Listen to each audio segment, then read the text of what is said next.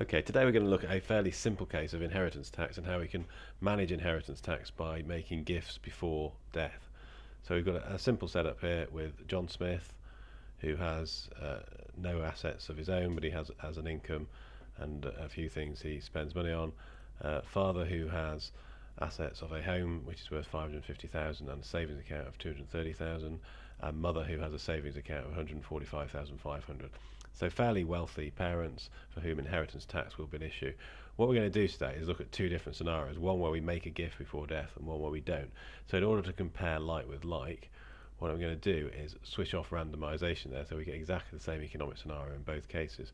What I'm going to do is run time forward a month, allow father to die, then run it forward another 4 years and 2 months, allow mother to die, and see where we're left in terms of inheritance tax and how much money we've got in our account. So I run time forward by a month and allow father to die. I'm going to assume he died intestate, which means that all his assets will just go straight to his wife. So select that, and there's no inheritance tax to pay, which will always be the case with money being bequeathed from husband to wife.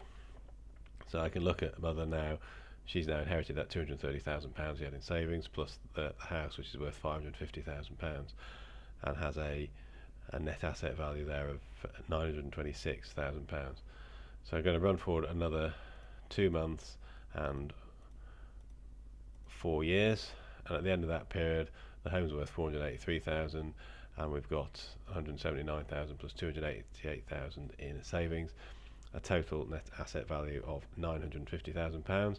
Now if I allow mother to die there, I'm going to enter this time leave everything to one or more people and split equally. If I put a died intestate, then it would still have the same effect, but just to illustrate the different options you have, enter one of the beneficiaries. Well, John Smith's going to be the only beneficiary, so I select finish after selecting John Smith.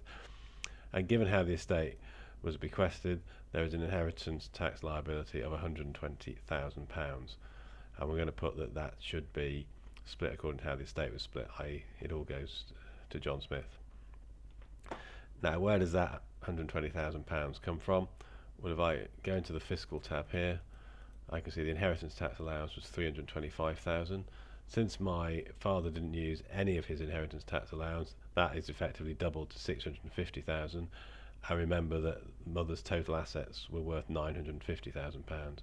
So the tax that is payable is 40% of the £950,000 minus £650,000, which is £120,000, which, as we remember, was the amount of tax that was actually paid there. So I go into the bank statement here, I can see the inheritance tax that was paid was that £120,000, and these are the two estate payments from the savings account and the current account of mother, which included with the home value of 483,000 was the total value of the estate.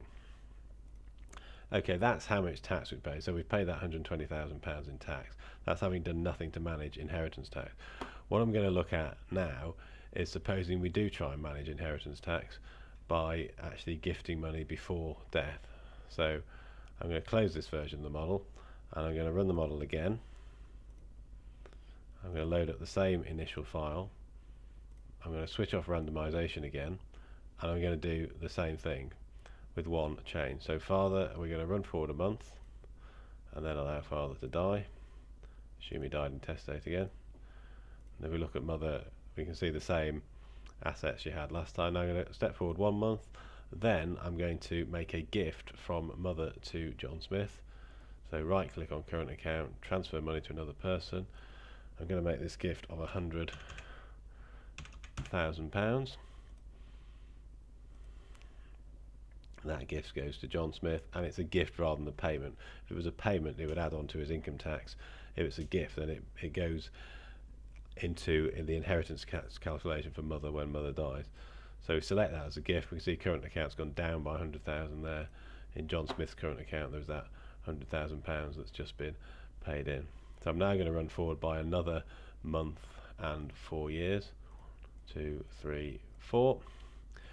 And I'm going to allow mother now to die. So select death. I'm going to leave everything to one or more people and split equal again, so do the same as I did last time. and you can see this time we've got an inheritance tax liability of 95,590.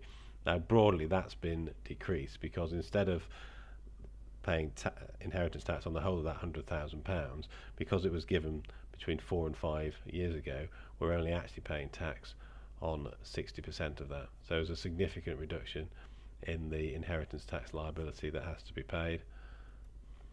And if I now select on John Smith, you'll see he's substantially better off in this case. He's got £406,000, whereas in the previous scenario without making the gift, he only had £384,000 or thereabouts.